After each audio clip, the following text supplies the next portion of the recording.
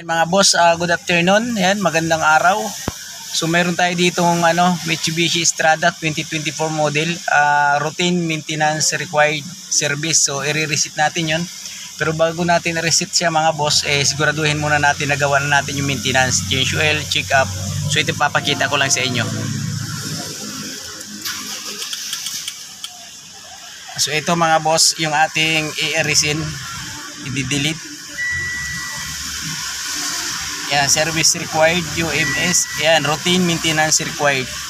So yun nga, bago natin i-reset, so siguraduhin muna natin nagawa na natin yung maintenance. So ayun, patayin muna natin ang makina.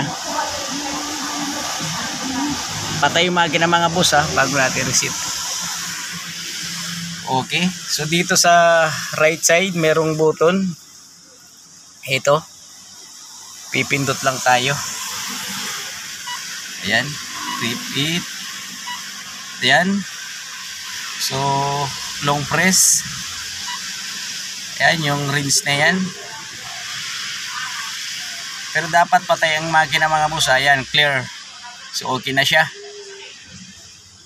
Balik na natin doon sa, ayan, sa icon niya. Start na natin mga boss Titingnan natin kung mawawala na yung routine required maintenance.